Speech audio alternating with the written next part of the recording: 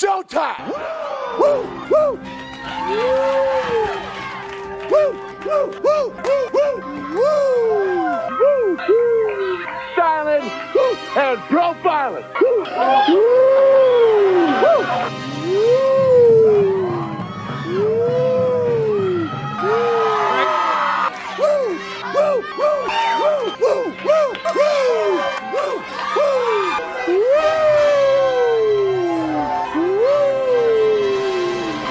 It's live and in color. Woo! Woo! Welcome to Mafia Sports Report. I am your host, Mikey. And as always, ride with me. Tommy, what's going on, brother? Not much. We were going to go live. However, Tommy made a huge mistake today and got a copyright strike doing the live round by round Jake Paul reaction. Jake Paul versus Tommy Fury. And yeah, I learned a valuable lesson today. You cannot have your TV playing in the background while a pay-per-view is going on.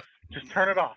I'm not gonna lie, I did it a little bit on purpose. I kind of was testing the boundaries, and I got a notification in my email from Disney, and Disney said, "We don't play that game, Tommy from Mafia Sports Report."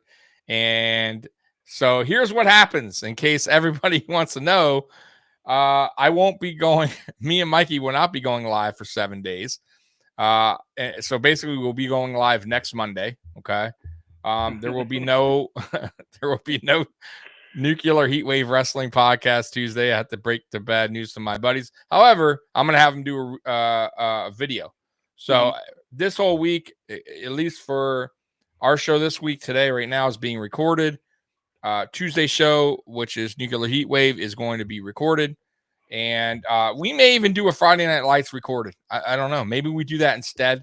We'll see how it goes. And maybe we do go Monday live, just so you guys, could jump back on with us and enjoy our live content. But for right now, I am in YouTube jail. And by the way, Mikey, I also need to complete I have to go to school, apparently. I have to go to YouTube copyright strike school, and I have to take an exam. I even have Is that like traffic school? I guess there's an exam I have to go through, which is unbelievable. If I pass, then I get the strike removed from my channel, which is good, and I'm back down to 0 strikes. Just can't let it happen again. Tommy. I know, and I hope my channel don't get demonetized because YouTube already did it once to me. Yeah. So who knows? You get it back. You get it back, and then you go and get yourself. And I lose it again, and I probably lose it again. We'll see. Bad. I know, bad. So what we were going to talk about live tonight, we're still going to talk about on this recorded episode. So let's dive right into it. First of all, before we get into the Poyer stuff, before we get into the Edmunds stuff, I do want to talk about Diggs a little bit because you were a little bit concerned the last time we spoke, and he talked some more, right? Got into it a little bit more about, playing elsewhere and his whole brother situation, right? Yeah. His whole brother said he wanted to play, and listen, yeah. I will leave it at this, and then I don't want to talk about it much more. I'll let you have your say. There is 0 possibility, based off of his contract extension he signed last year, that he will not be in Buffalo next year. Oh, that I'm fully aware of. I don't think anyone. I'm not concerned about Stephon Diggs leaving or being, demanding a trade, and I just don't see it happening. It's just, I don't like it either, though. You know what I mean? Like, I don't like the negative. Like, all of a sudden, I was so behind, and I still am, but I was so behind Stephon Diggs when he came from Minnesota saying, listen, this dude's been nothing but a great teammate. You know what I mean? He's not a me guy. He's a good locker room guy. There was really he wasn't pointing fingers after losses. And it almost feels like right now with the meltdown with him and Allen at the end of the season, even throughout the season on the sideline, we saw a little bit of that, right? Of what they talked about in Minnesota. And I was still taking it for like, hey, he's a competitor. I get it. But I didn't like what he did to Allen at the end of the season. I don't like you showing up your quarterback there. I don't like that. I don't like the fact that he wanted to leave the locker room before anybody else and was forced back by Duke Johnson. I didn't like that. I think that's very unprofessional. I'll be honest with you. I didn't like that he really didn't talk about it to the media afterwards. He's doing everything on Twitter and he's throwing little hints and jabs about going somewhere else.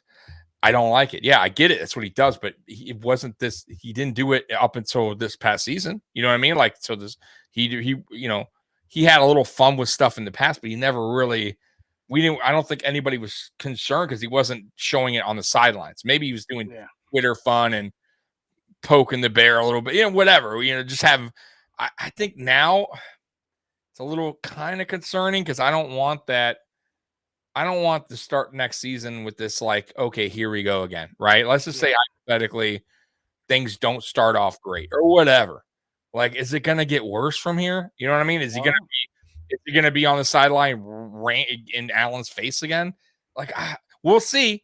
But I agree with you. I don't think he's going to go anywhere. I don't think the Bills just gave him a nice extension, right? He was complaining about the money and Brandon Beane stepped up right away and said, okay, here we go. Right? We're going to pay you. Boom, paid him right away, right? There was no, let's just this out. Like, he took care of Stephon Diggs mighty quick, right? And that was respect from Brandon Beane about, hey, we believe in you. We think you're a great teammate. But it's like now, like after you get paid, after the season didn't end so well, now you're gonna, these cryptic messages on Twitter. And who knows what's happening behind the scenes. I think the reason why it wasn't nuclear inside of the season is because after that explosion on sidelines when he was was kind of getting on Josh, you saw a picture of them at a game together right after that. So you knew they were still close. You haven't seen anything with them together or him talk about Josh or anything since the season's ended. And I think that's where the concern comes from.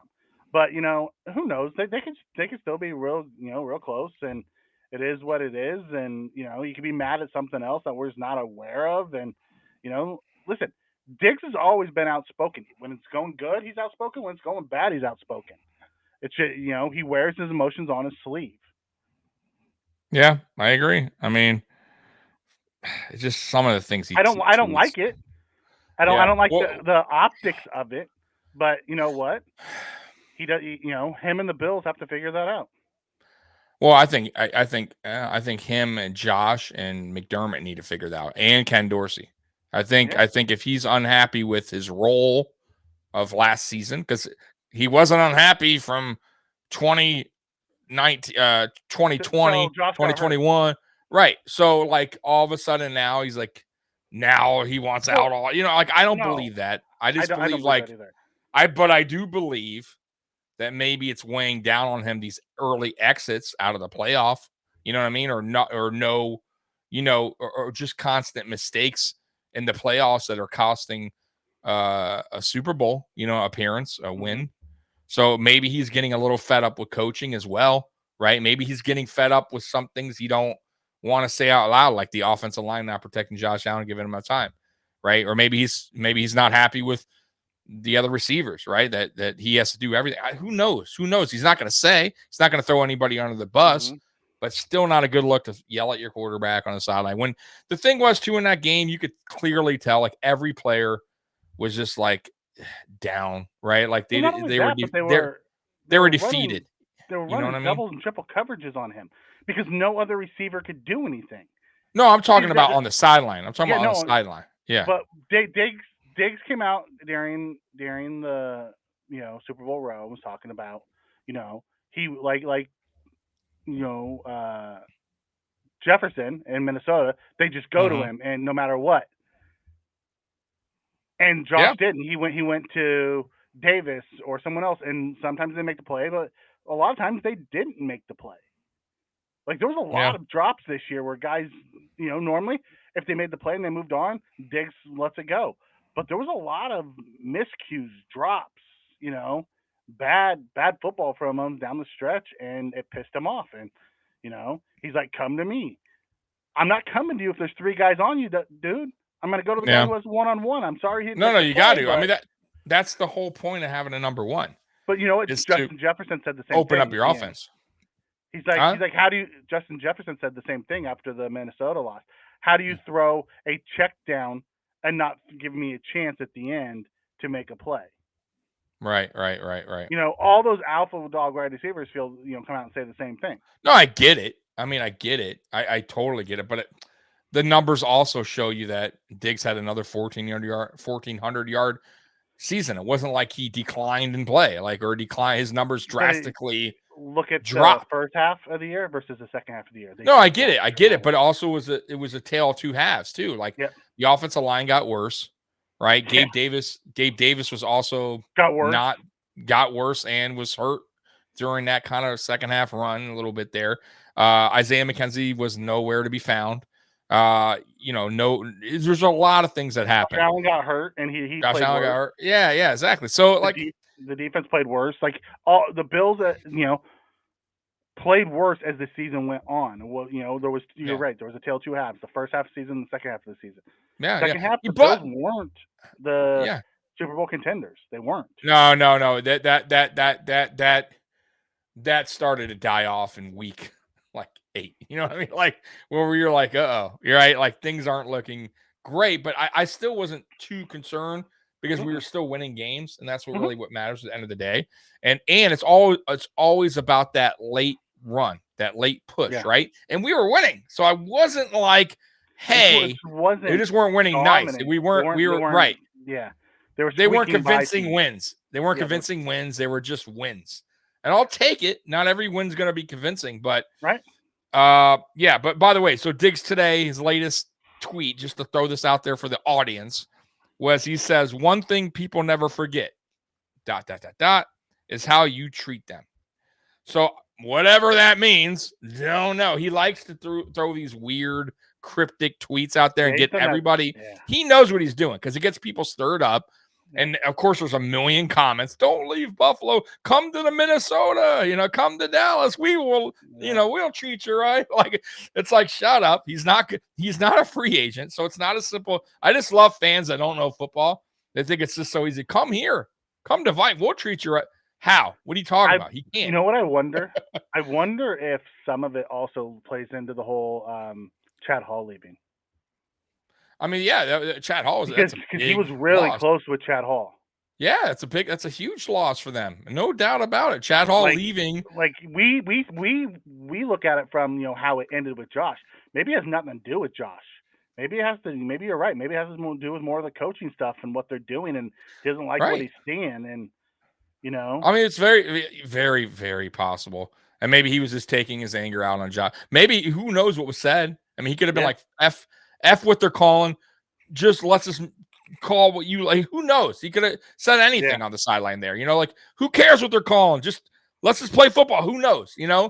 Or he could have been like, hey, don't put your head down. Come on, man. I mean, who knows? I don't know. I wasn't there.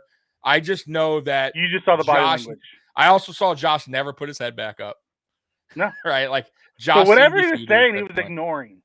He was ignoring him. Yeah. Which is maybe smart because if Josh barked back or whatever was going, and then maybe you got something going on. It's a bigger issue. It's a bit, and then coaches getting the middle players. You don't want that, right? It's a bad look. So maybe it was smart that Josh just kept his head down and let stuff on. Josh didn't play the best in that final game. Absolutely not. No, I don't think anybody really played their best. Right. No, nobody did. Who came to play? Nobody. It seemed like not even the coaches came to coach. It was just miserable. But either way, so that's the Stephon Diggs stuff that now we're past, right? I don't think, once again, Mikey says he's not going anywhere. I don't think he's going anywhere. He's under contract. We just gave him another extension. The only way he would be going somewhere is if the Buffalo Bills decided to part ways with him and trade him, which I do not see happening. Do you want to know it would be the biggest mistake Buffalo has made. $45 million dead cap if we tried to trade him or cut him. It's not going to happen. Right. That's why I keep telling people, listen, dead money. Unless he's so disgruntled and doesn't show up to camp, and then he doesn't get paid. You know what I mean? So I don't think he's to that point. Not at all. So that's the Stephon Diggs. So everybody on Twitter, like mind you, I had a little fun with the Twitter video I posted about Diggs. That was for fun. I know he's not leaving. He's not going anywhere. Okay, so that's over with. Now, let's get to the Jordan Poyer thing. Jordan Poyer going to Tua's birthday party, and he said on his podcast he can't wait. Tua's a good friend of his, and he can't wait to meet Mike McDaniel. Blah blah blah. He also mentioned about he would like to go to, if he doesn't come back to Buffalo, he would like to play for a state that a team that in a state that doesn't charge taxes, state taxes, which would be a Miami. That's one of Houston, the states that Dallas. Texas? Yeah. There's other teams. I'm just throwing one out there. Well, everyone gets connected the dots because he works out in Miami, lives in Miami. Right. I'm sure his wife would absolutely love to get out of the snow and cold, and and they both probably would. I mean, I'll be real with you. I get it. That's South Florida weather, California weather, but it's too early to tell. Obviously, free agency starts, I believe, March 14th. Am I correct on that? Yeah. Or 17th. Is it 14th? It's March 14th is the start of the new league year. I think March 12th is when the tampering period opens. Okay. So, also, Tremaine Edmunds came out and said he's excited to get go and visit teams and get offers, which he should be. Mikey, I don't think we're going to get either one back. So I'll tell you, I don't think so either. But for the longest time, I always thought Jordan Poyer was leaving. I think me and you talked about this at the beginning of the year. We did. I never thought Jordan Poyer was going to stay. I thought there's a chance he goes out, checks his market, realizes it's not what he wants, and he comes back for what Bean has the thing for.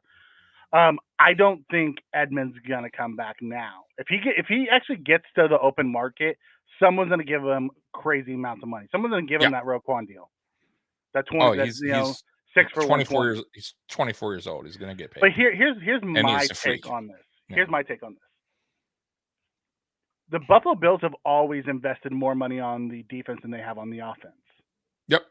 It's time to stop doing that and start investing more money on the offense. Look at how Kansas City's built. They have more money on the offense.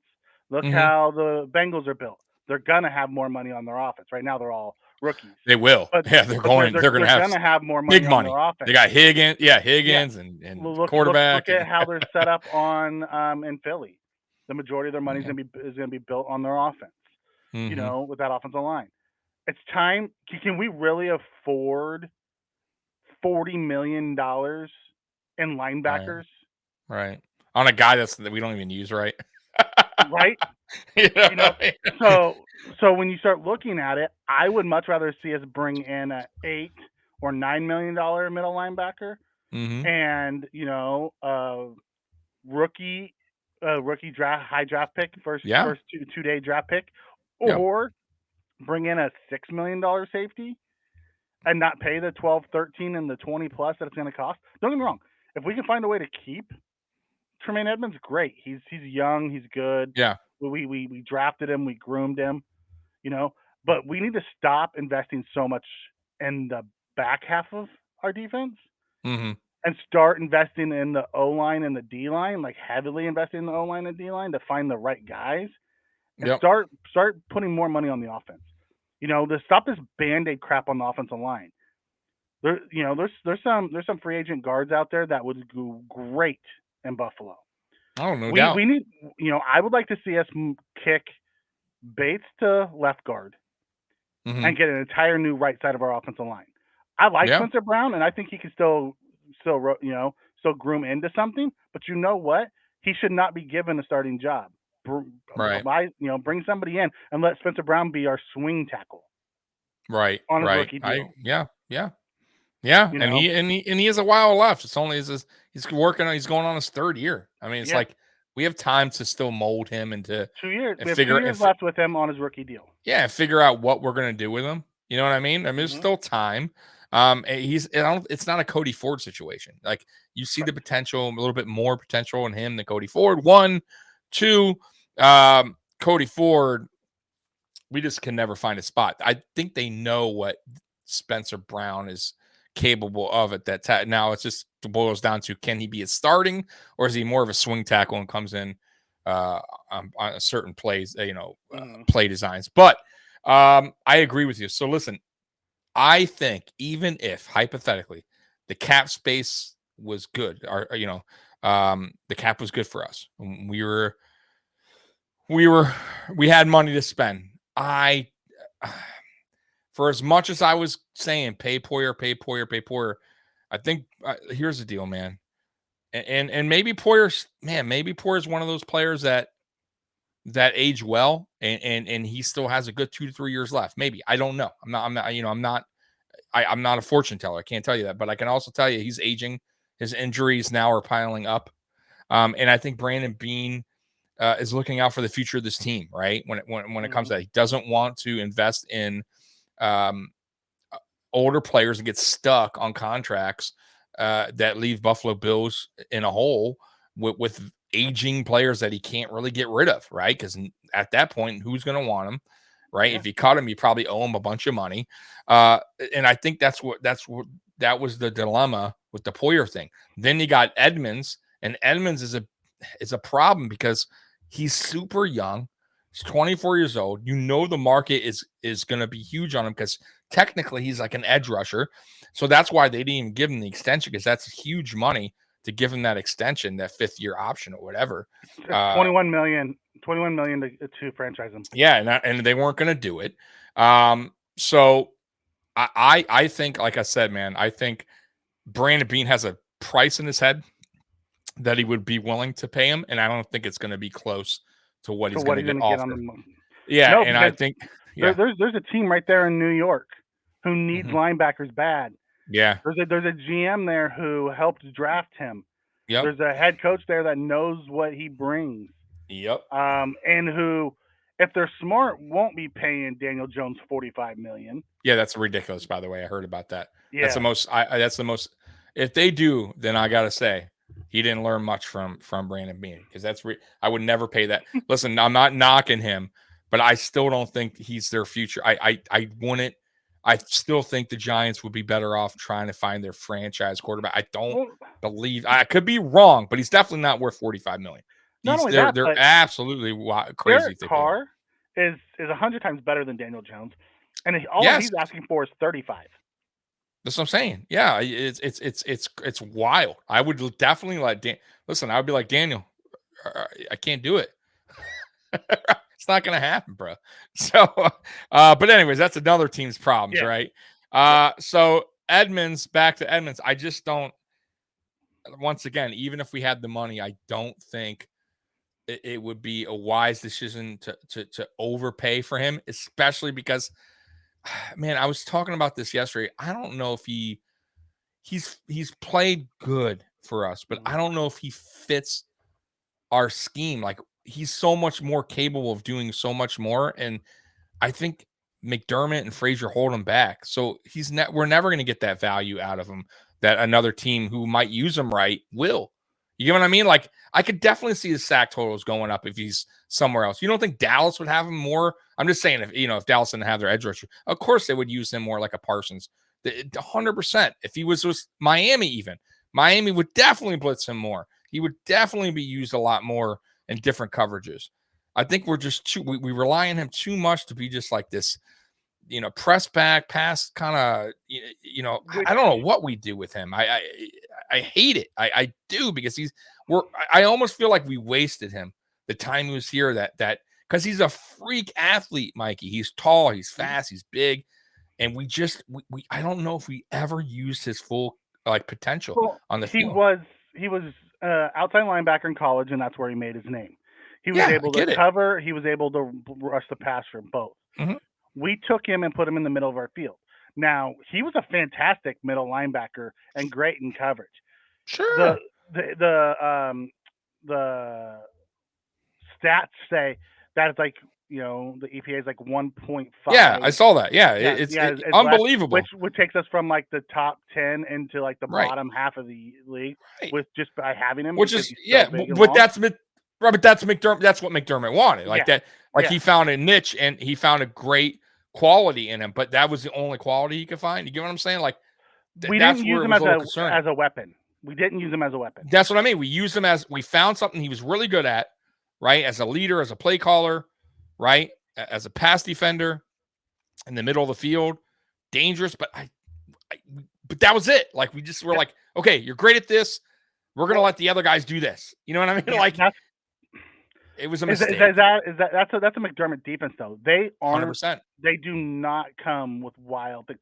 See, you look at the Giants, or back when it was Baltimore, with Wink Martindale. Wink Martindale just dials up. You look at Kansas City, they dial up crazy crap. Oh yeah, Toronto. You look at some of these defensive coordinators, and you look at what McDermott and they play zone coverage, bend but don't break. We're not going to let you score a touchdown. You're going to kick field goals. We don't care if you move it between the 20s. Yeah. And that is the most frustrating thing I've ever seen in my life. I was saying yesterday, I don't even know if I want to call it a zone defense. I'm just going to call it the bend don't break defense. That's what it is. That's it. Like forget all the terms. It's not even the Tampa 2, because Tampa 2 is still exotic and they brought different ways to do things. Right. But it's a bend but don't break style defense. That's all that it's. That's it. And we break on such important games. Yep. Right. Like of course we're not going to break against Chicago Bears. We're not going to break against a Houston Texans or a team that the Jets that are limited on offense. Because we didn't break against Kansas City in the regular season. It's those playoff games. Because we didn't. We didn't. But I felt like I agree with you that one. But there's been games throughout the timeline, right? Not just last season, where we totally melted down. Oh yeah, there's like one game every year. The Colts, right? You know what I mean? The Colts. I thought Miami earlier in this season went to town on us. They scored even the last game. They went to town on us. They scored a lot of points. That was both games were close. Our defense was not like killer. Game 2 of Miami and game 3 Game 2 of Miami. Yeah, game 2 of Miami. Okay, game 2 of Miami was not a very good defensive showing. Wild card game against Miami, not a very good showing. Cincinnati Bengals, obviously not a good showing. And I got to admit, the way the game started in that first Cincinnati game, and it might have went the same way we saw in the playoffs. Mm-hmm. It just seemed to be. And that bend don't break, like I said, man, I feel like it breaks against top-notch offenses. It definitely breaks more than it holds, right? Mm-hmm. And of course you can mention the Chiefs game. It helped 100%, but you also got to imagine regular season defense. It's not a we had Von Miller too. Yep. Right? Von Miller wasn't around and towards the end of the season when we played Miami. He wasn't around in the playoff game. Either one, obviously. So also Micah Hyde. I mean, there's some things that we got to factor in. Already gone. No, I get that. I'm just saying in the defensive total, we got to factor in. I get that.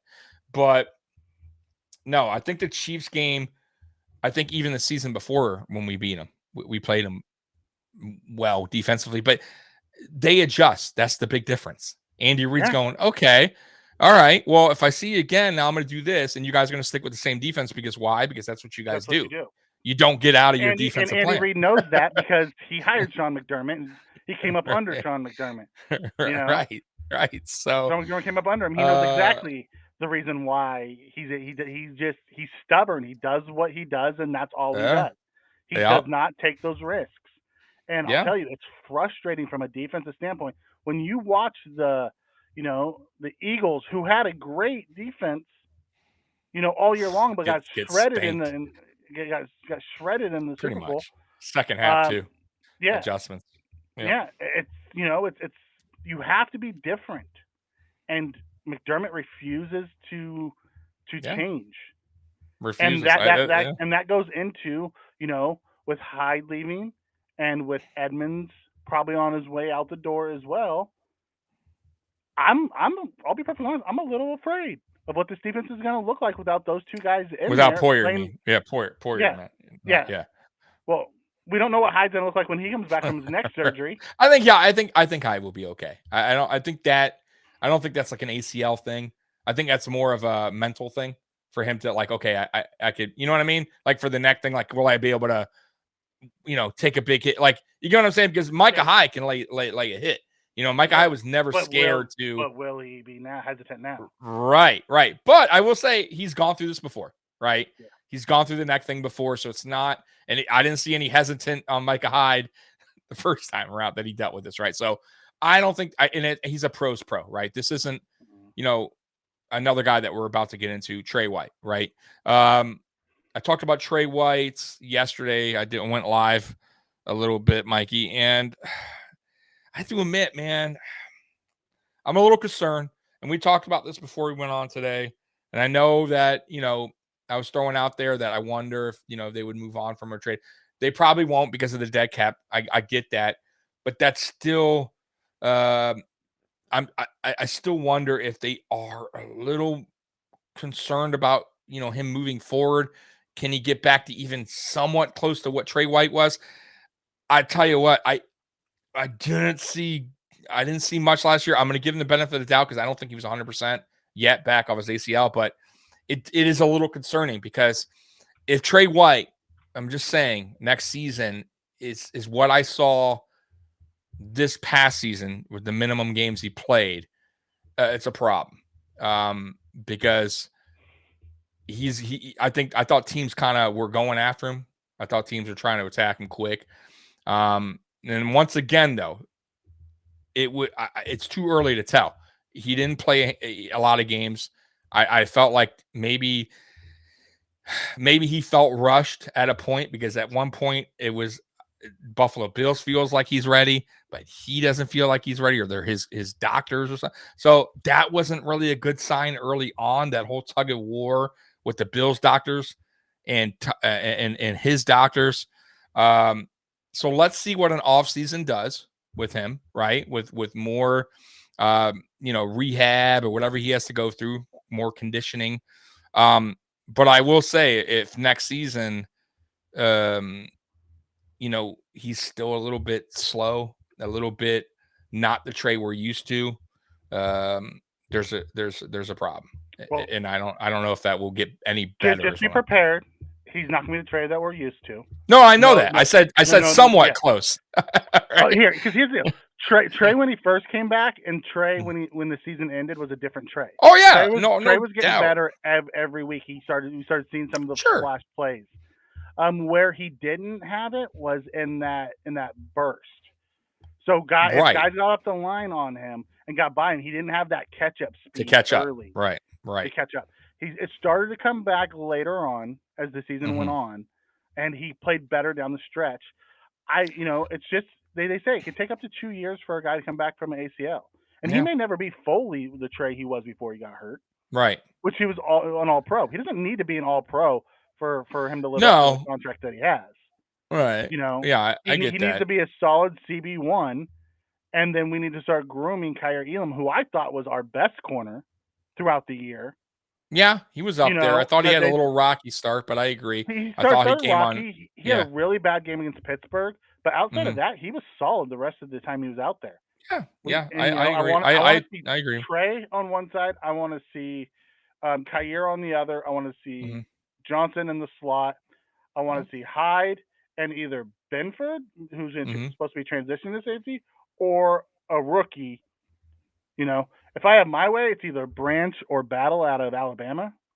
Those two kids are special secondary. They're versatile, which is what I like about them.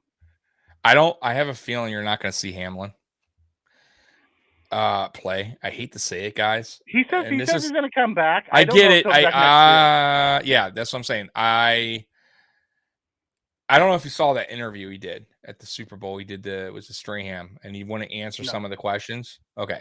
So Strahan asked him, did the doctors tell you what happened? Like, did they give you a reason why this happened to you?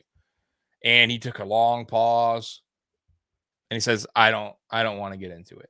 Really odd. Why don't you want to get? Why wouldn't you answer that? And somebody has said, I forgot who I watched, and there was another question, and I forgot the question, and he avoided it. Said, I don't want to get into it. Said there could be a potential lawsuit, and that's why his reps probably told him don't answer certain questions. Very interesting, because one, if there is a lawsuit coming, who is it against? because Buffalo Bills did everything right. Cincinnati Bengals did everything right, medical staff wise. The NFL. Probably the NFL in general. Right. And that's why. And of course, this is a whole different rabbit hole I'm getting into, but because you're talking about safeties, I don't think DeMar Hamlin's going to play next year. I'm just going to throw that out there right now. I could be wrong. I'm not saying this. Listen, this isn't breaking news, and I'm not like a source. I don't have a source. I'm just throwing this out there in my opinion. I just don't. I don't think he is, man. I never thought he was going to play next year, regardless of what your. Yeah, I never talked to you about it, to be honest with you. Regardless of yours, that's the first I've heard of anything like that. Because of the serious nature of the injury, right? I have a feeling all of next year it's going to be a lot of tests and cardio to make sure that he's physically able to do some things. My stepdad had a heart attack, and it took him like 3 years. Like he saw a cardiologist, every week for like a year after. There's so many different things that go into something like that. When they also asked him about it, he said they found nothing wrong. They don't. Yeah. So he wouldn't say why. He knows why, but he also said there's nothing wrong with it. Like he said, basically the doctors told him he could play if you want. It's up to him. So like it's weird. Like that's all I'm saying. I'm going to throw that out there right now. It's going to be interesting to see next season what happens. You were talking about that mental. You were talking about that mental thing with Hyde. Yeah. It could be too. This 100. No doubt. More so than Hyde. Doubt. Oh, no doubt. Like, because also look at it this way. He's also all about wanting to help kids, right? Because they talk about that with his charity. He just got millions and millions of dollars. He could truly retire from the NFL, take his pension because they gave him the pension and everything. They gave him the 3.5. And they gave him the pension, and he could take that cash and do good for the rest of his life. Yeah, no doubt. Without taking the risk of playing 100%. And I would not blame the guy. And it might be maybe something he thinks about. I'm guessing. I don't know. It's got to be something he at least contemplates. Because listen, no one thought that this would happen to anybody anyways. I mean, it was like a 1 in a million type of thing. Sure. That happens. And, I'm just look at it from that perspective. I'm just curious what happens there. But that's a separate thing we'll talk about when something more comes up about him. Because I have a feeling it's not over yet. And I think next season there might be something. I could be wrong. But either way, I didn't even hear about that. Yeah. And it had a lot of people talking. And so it was just weird. But either way, the safety position, if Benford does get slid over there, I think that would be good. But I don't. Once again, we're thinking. I don't know. Well, Benford played safety in college, so he has safety, which is good. See, a lot of people that forget about that. Benford did play safety in college as well. He played corner and safety, so he has that flexibility. Now it's a different position, so he'll need to learn the position. Yeah, but he has the size and the ball skills to be able to do that. You have to remember that Hyde and Poyer were both corners when they came to Buffalo. Yep, 100%. And we turned them 100%. Into safeties. Yeah, 100%. And not only that, working along with Micah Hyde, who's a veteran, you can show him the ropes. You got the whole off season now, right? To go through these progress, right? To learn what Micah, to communicate back there, because they will be a lot of communicating. That's what they do. That's why Jordan Poyer and Micah Hyde were the best safety duo in the NFL for so long, because they had such great communications. It wasn't that Micah Hyde was the best safety in the NFL. Jordan Poyer was the best. It was just the duo combination, because they were together. I think they were together the longest of any safety duo in Buffalo at that time. And they just had that communication down. They learned the defense. You know what I mean? They understood it down to a pat.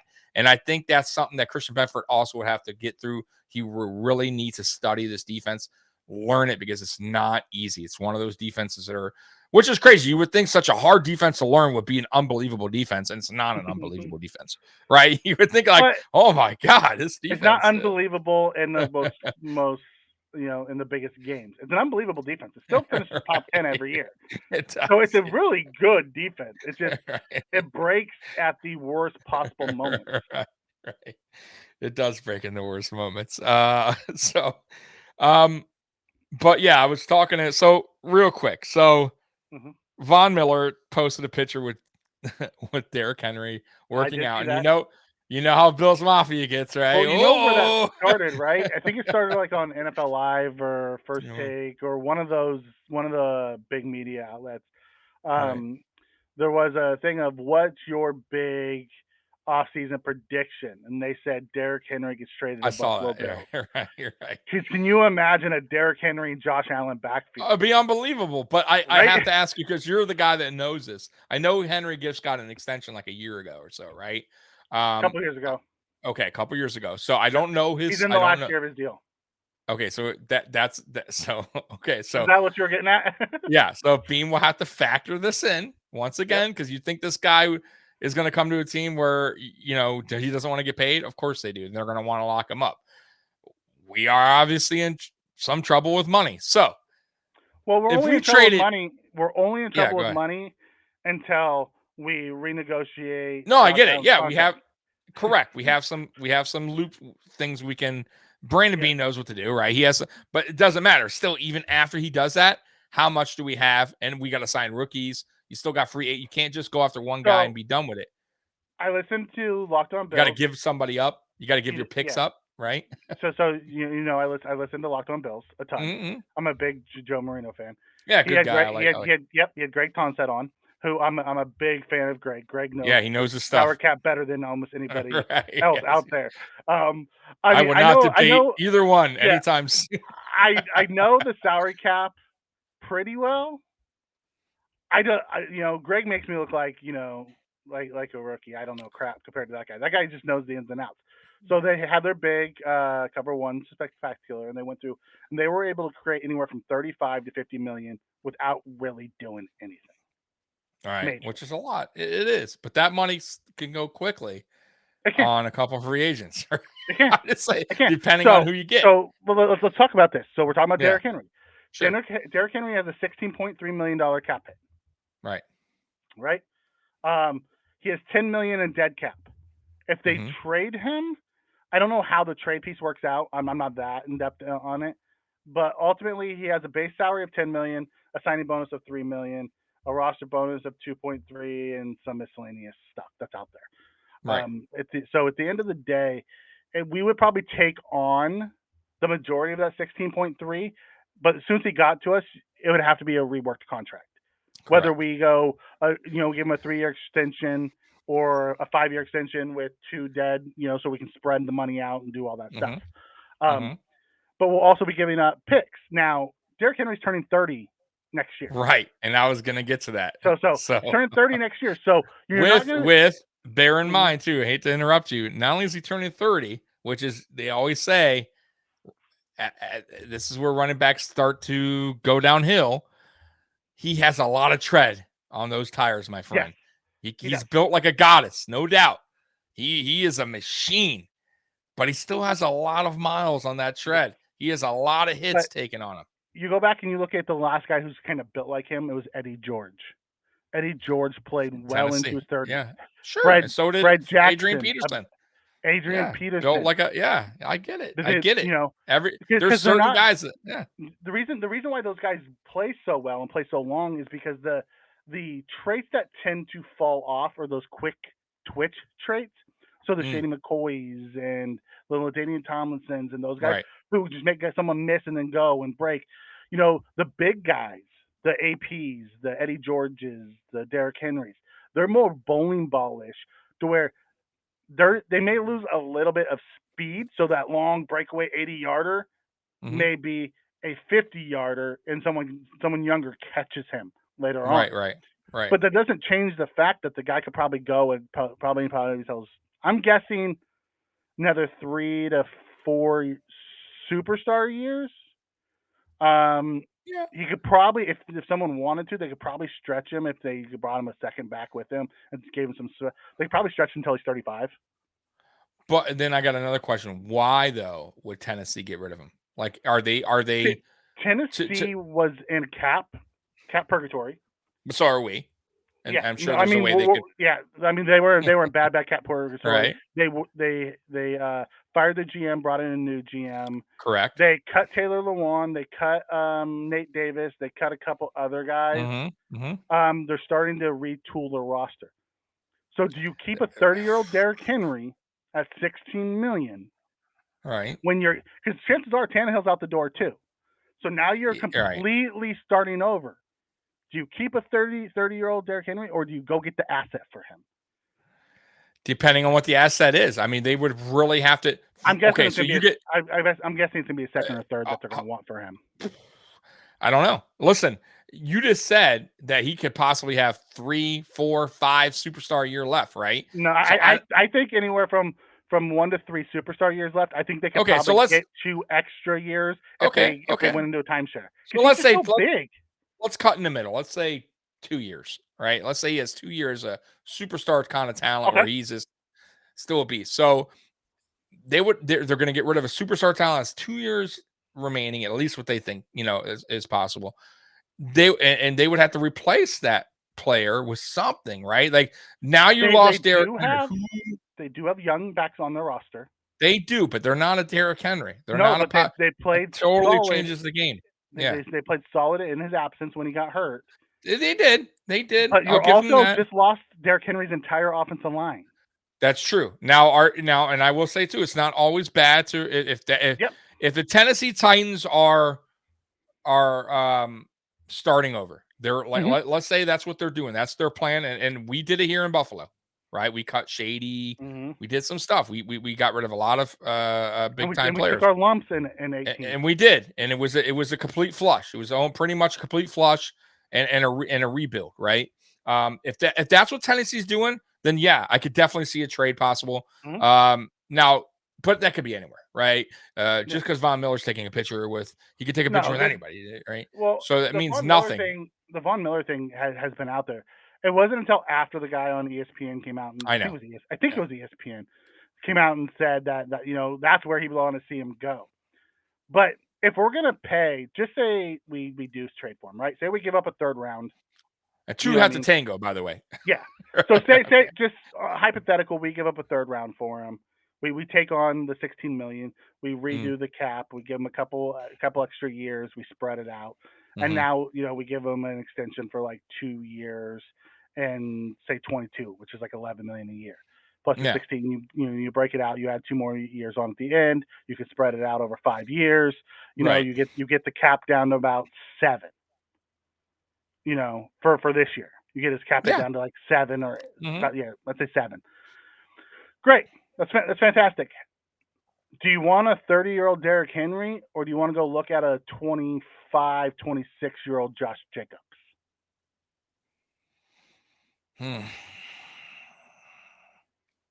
Yeah, so I know Josh Jacobs is a free agent. I get that, right? Where you don't have to give up that third round pick. It's interesting, but I will say the difference between them both is I like the fact that Derrick Henry can work with and maybe because listen, we're going to build our offensive line, I hope. And it's still because it probably will be young. Will go through a little speed bumps, right? It's not going to be perfect right away, maybe how they want it to be. I hope that it is, but it probably won't be. But Derrick Henry is a type of back that can doesn't need a perfect offensive line to get very good yardage, right? Like he can literally run over a lineman, right? Like that's the thing we've been missing in Buffalo. Like I still think Devin Singletary was a good running back. It's just we had terrible offensive line play, and listen, Devin Singletary is not going to run anybody over. Like he's tough. I get it. Like he's not an easy takedown, but he's no Derrick Henry. Like Derrick Henry can go up right in the middle and get more yardage, and you know what I'm saying. So like. I kind of feel like I like Josh Jacobs, but I don't know if Josh Jacobs would be good with this offensive line rebuild we're doing. Josh Jacobs is also a better pass catcher. 100%. So, but okay, let me go away from Josh Jacobs. What about Jamal Williams? Another big back who would come in cheaper than what we'd pay for Jacobs, who has from that the goal Lions. line. Yep. Right. Interesting. This is another interesting. Who you could pair with Cook. Okay, so here's the deal with Jamal. I like Jamal, but he had one solid season, right? Okay. Oh, he's had more than one solid season. Yeah, but that was his breakout year last year. This was his his breakout year. The one that he had. I don't know if we'll see if that trend continues with him. There's been running backs that had breakout years and that just totally flopped the next, right? That were like, oh man, there's been plenty. I get where you're going at.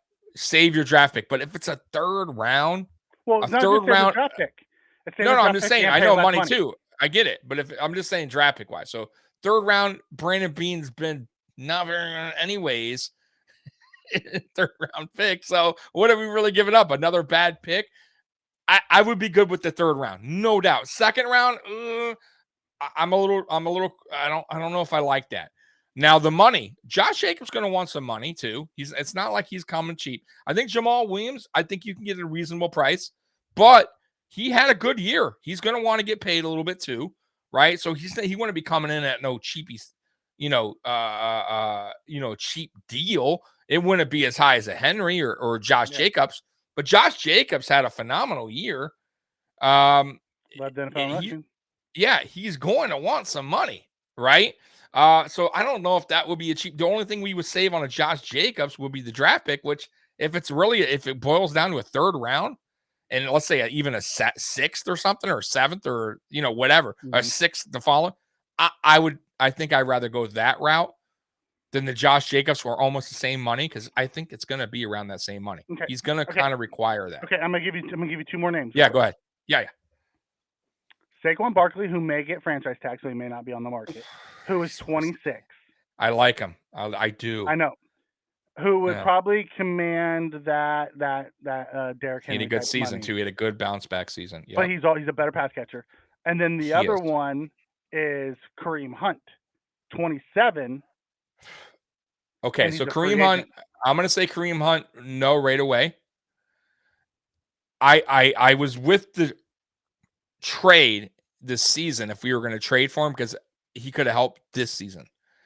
The problem with Kareem Hunt is he's had a lot of off-field things going on in the past, and I don't know if they would be willing to bring him in. You already see Kamara, by the way, is having some drama on his end. You got to be really football perspective. Yeah, football. I think Kareem Hunt was a steal for the Browns when they had him for that. Like, that was unbelievable. They got him for a cheap deal because he was out of the league. Yeah, he played for $6 million last year. So I mean, but even his first year, he came there, just went there. He was just looking for a team to play on. Like, you know what I mean? So like, they gave him a 2-year, $14 million or $15 million extension. So he played for like $6 and $7 million the last 2 years. I depending on the price, but they also have to know there's a risk with him because he's had off field. So that's one. And I don't think Brandon Beane or Sean McDermott would go for a player like that. I'm just throwing that out there. So I would scratch him off that just because of that. Okay. Who's the other player you named? Saquon. Okay, Saquon's interesting. Now, he had a major injury, and he wasn't the same player for 2 seasons? He kind of had a rough 2-season patch there. He had a good bounce back this year because he was finally fully healthy. Mm-hmm. But how many – was it ACL that he had? Was that his first major issue? Yeah, he had the ACL 2 years ago, and then last year he had a really bad ankle with a really bad offensive line. He stepped wrong and did something to his ankle, and then he was out for he ended up playing 13 games that year, but didn't have a great year because their offensive line was crap. And I mean, that they had Jake Fromm quarterbacking that year. I know. Excuse me. So listen, I would be cool with Saquon, but it would depending on the money. It's a little bit of risk factor as well. I know he had a bounce back year, but the injury history kind of worries me a little bit, depending on what they're going to pay him. That's one. I want to, if they do sign him, I want to do anything long term. Like, you know what I mean? 2-year contract at best, right? Got to be careful with that. Now, Derrick Henry, has he had any major injuries? I know he had broke his foot 2 years ago. Broke his foot, right? And he was out for what, half the season or most of the season or something like that? Second half of the season, I think he was out. Yeah, he came back for the playoffs.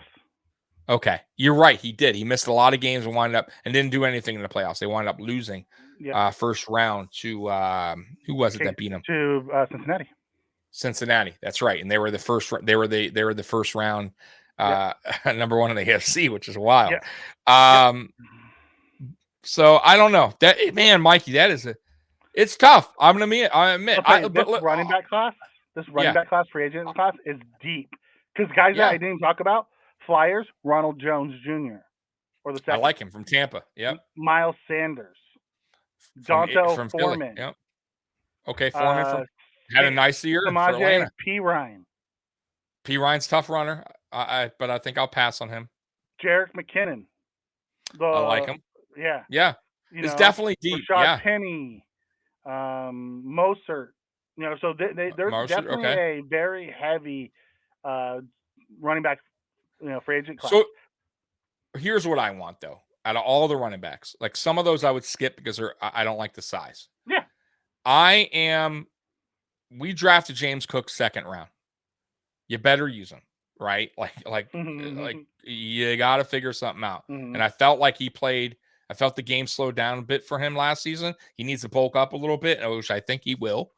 But I still think we've been missing that bruiser running back, that 3-down kind of, back in a way. I like James Cook, and I think James Cook can be used out the backfield more. If Ken Dorsey gets more creative with him, he definitely could be a weapon, a big weapon. But I really want that ground and pound type running back. And there's a few that you mentioned, Hunt, Derrick Henry. I think Josh Jacobs can be that kind of running back, right? Then you still have Saquon Barkley can be that kind of running back. David Montgomery, Montgomery, Foreman. Foreman is a tough running back. Foreman's a good one. Tony Pollard. I don't think Dallas is going to let him go, but he's a free agent. Damian Harris out of New England. He's going to be a free agent. Yep. So there's a plenty of backs out there. I mean, James Robinson, Myles Gaskins, Marvin Mack. There's a bunch of them. Yeah, like I don't want to undersize Bruce. Like I don't care what. I don't want to hold that whole Zach Moss situation. You want a bigger. I want what we had when we had. Fred Jackson. We had Speller? No, well that too. But when we had the last time we had it was Shady McCoy and Carlos Williams. Okay.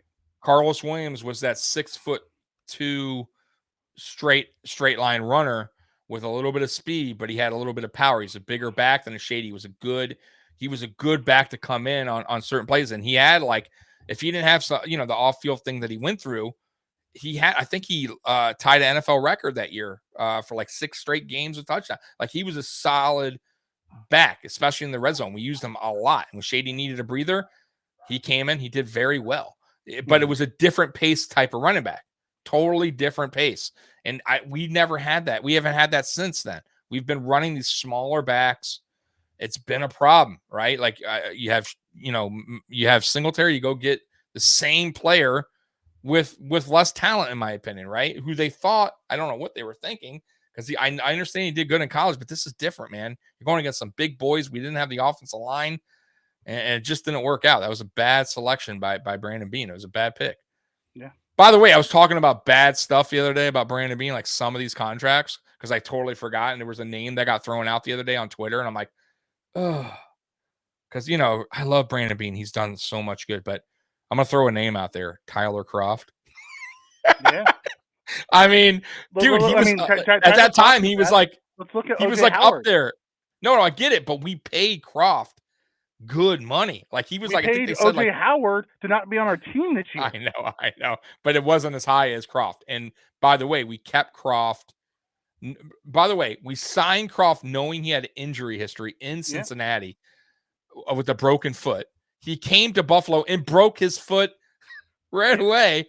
Then we keep him for the second season, and he gets hurt again. Money wasted. Then another guy was Trent Murphy. Yeah, Trent Murphy. Total disaster. Butler. Then we kept him. Butler. Like you had a chance to dump Murphy, and you kept him. And both Butler, and you kept him. And made zero. And the tight end and Tyler Kroft. Yeah. And you kept him. So there's Tyler been Kroft came in handy. Big mistakes. Tyler Kroft came in handy when we had that COVID breakout. That's true. Only healthy tight end. But you look at Murphy and you look at Butler; those were like $8-9 million players that didn't even have roster spots that were game day inactive. No, I know. It was just like, whoa. whoa. It was just, yeah. And it's like, you can't, listen, I understand that you're not going to be perfect, but when you kind of see the writing on the wall, it's like, if, you know, like Bills Mafia's not always right, but we were 100% right on Murphy. We were 100% right on Croft. Like, there's been times where I think most of Bills Mafia agreed that it's time to let that guy go. And and for some odd reason, they kept him. I don't get it.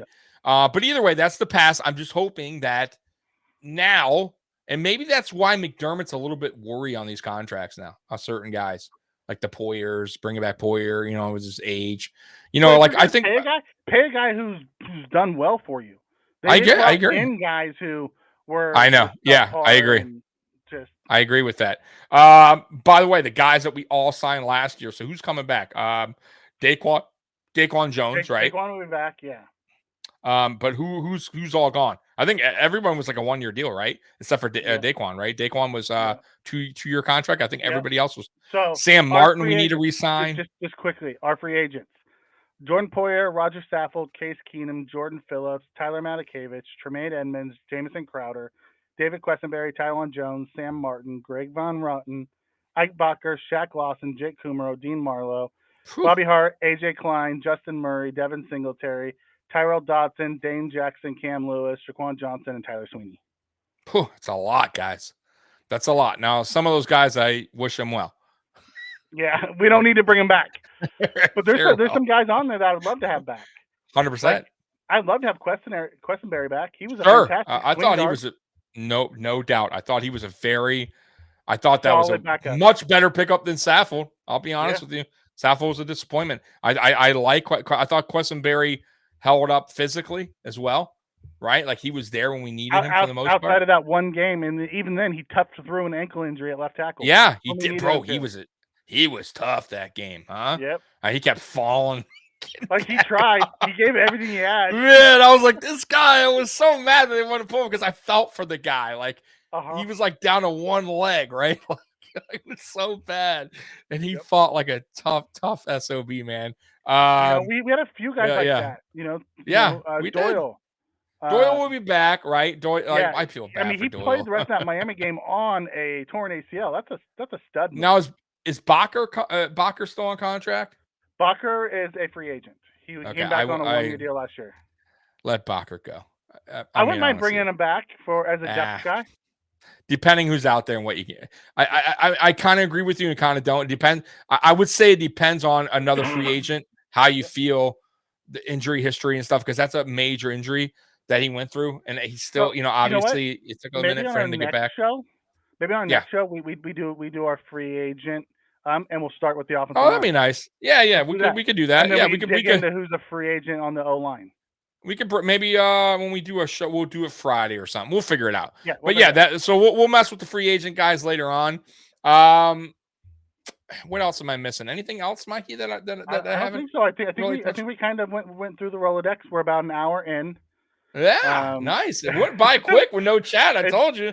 I miss the chat. I'll be perfectly honest. I do. They add so much to our show. They do. But I'm in jail, man. I'm in YouTube jail. So yeah, you got us locked up. It is what it is. So, anyways, guys, I appreciate you guys watching. Once again, like, subscribe. I'm gonna need it. So we're gonna need it to keep my channel growing. Hit us up in the comment section. Definitely hit us on comments. We'll go in there and answer this since this wasn't a live. You have a chance. We'll get in the comments and interact with you guys. No doubt about it. Anyways, guys, we appreciate you. We love you. Bills Mafia, you rule. And as always, go Bills, and we're out. Peace. Go Bills.